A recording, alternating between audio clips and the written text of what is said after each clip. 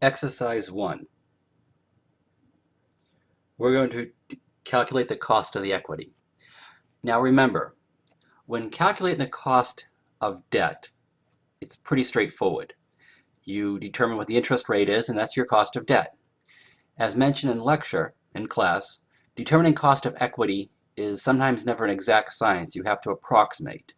And there's a couple of methods you can use to determine the cost of equity. One is the dividend growth model, which is what you're paying out in dividends. What you're paying out in dividends is going to be what you are paying, what's your cost of equity. Secondly is the capital asset pricing model. Those are just two of a few ways of calculating the cost of equity. So we're going to determine number one, we're going to solve for the company's cost of equity using the dividend growth model. Now, the dividend growth model was first introduced to us on page 238. So if we can go back to 238, please. And what you're going to see is dividend growth. It says example 8.2 again on page 238, 8.2. The Headless Corporation just paid $3 per share for a dividend. Dividend of this company grows at a steady rate of 8% based on this information. What will be the dividend in 5 years? So $3 a share, 8%, 5 years. And then it looks like the dividend therefore will increase by 141 over the coming 5 years. So then we'd have to figure out what the price of the stock is and then determine what is going to be your cost of equity, of what you have to pay for a dividend each and every year. So again, using the dividend growth model, think of yourself as the company and what you have to pay the shareholders each and every year who own equity in your company. That's how to solve for that. So here's the model right there that you're looking at it.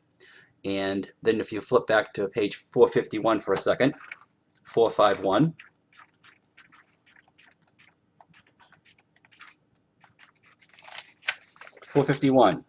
It shows the dividend growth model, and then it also makes reference back to chapter 8. So you're going to use the dividend growth model approach. So there's two ways of looking at cost of equity. One, using the dividend growth model approach, and secondly, capital asset pricing model. What you're looking at for number one right here is the dividend growth model. Now we're going to move on to number two. Problem number 2. Here we have information to calculate the cost of equity using the capital asset pricing model.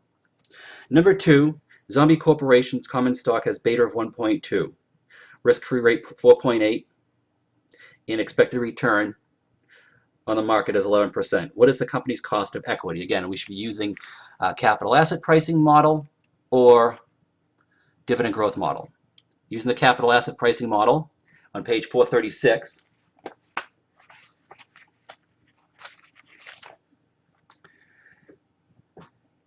and again, you can actually use either or, dividend growth model or capital asset pricing model. Excuse me, you can use either or, dividend growth model or capital asset pricing model. I'm merely going through the exercise, the academic exercise, to show you both ways of approaching it. Page 436, it says capital asset pricing model. Here's an equation right here.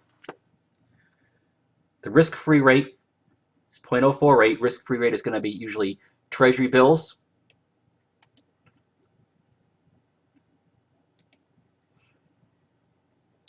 It's going to be either Treasury bills or some other risk-free investment.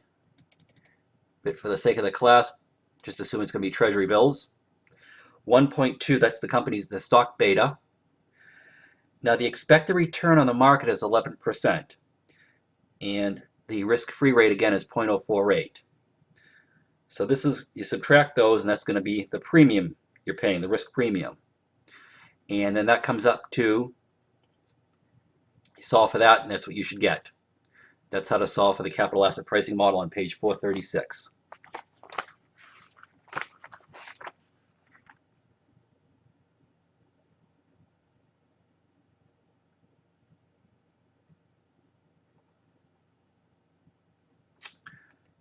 The market risk premium. This is going to solve for the market risk premium right here. 11% is what the market is paying. 0.048 is what the risk-free rate is. Again, probably Treasuries. Once you solve for this, you'll have that Problem solved. So again, we've just covered dividend growth model and capital asset pricing model. Now we're going on to, again, capital asset pricing model again for number 3.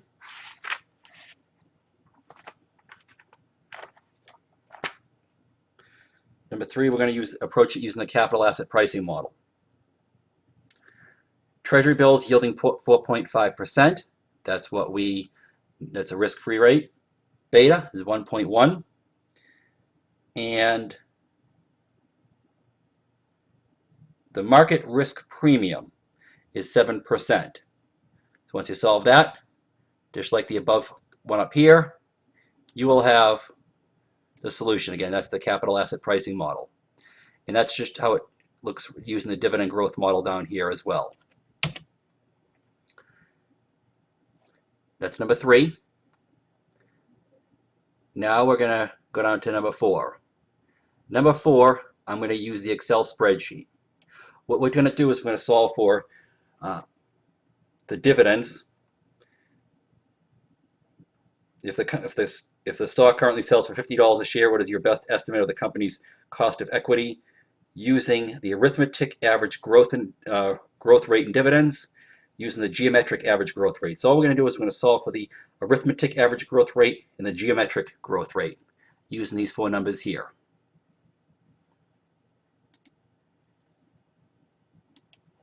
So here, up here, this is the arithmetic average growth rate. And how we got this was by using the simple function average.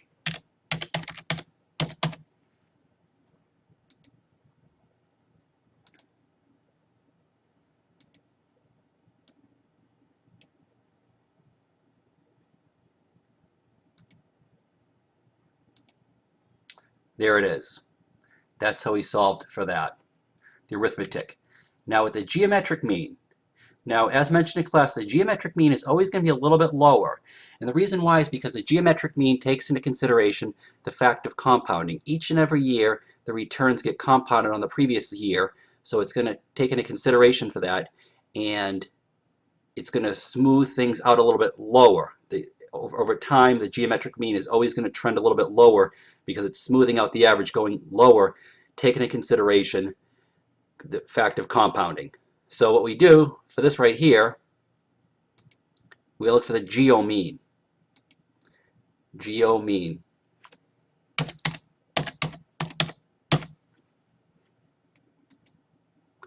There it is.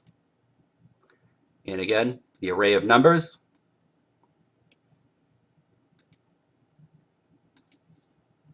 .057.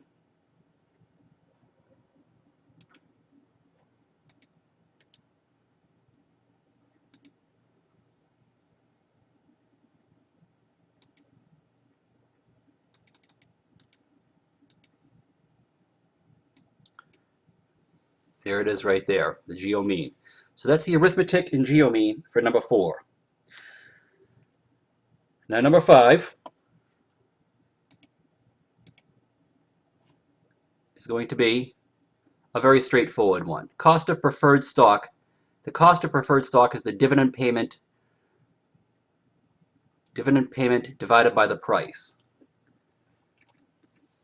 So we're going to look at page 456.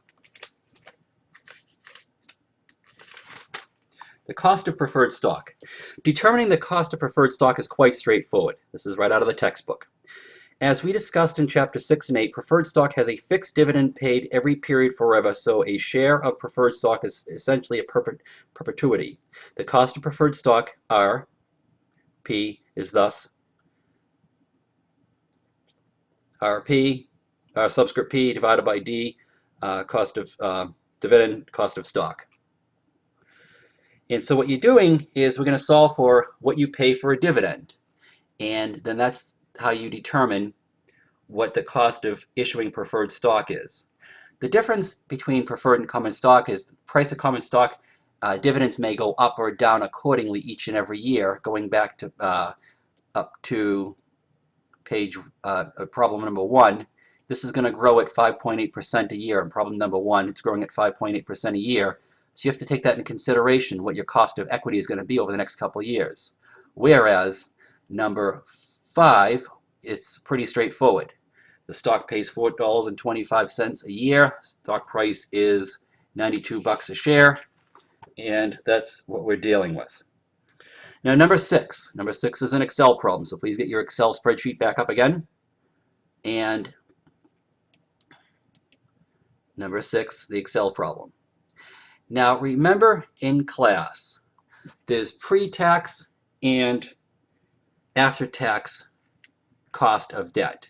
The interest expense, if you're paying interest on debt, that's a taxable expense, tax-deductible expense, so therefore you can write it off your taxes. That's why oftentimes issuing debt is much cheaper than issuing equity. So what we're going to do is we're going to go through the exercise.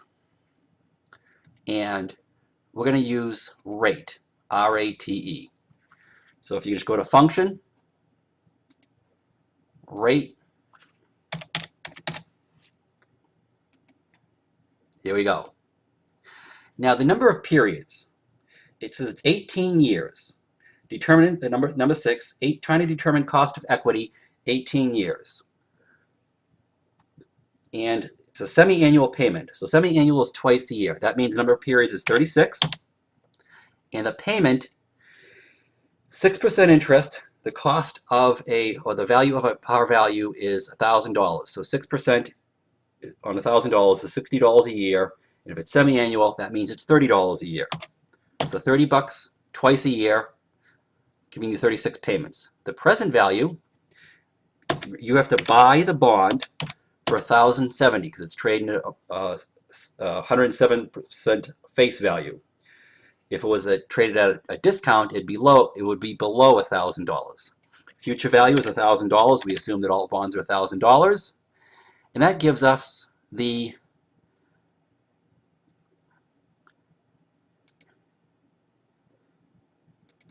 make this bigger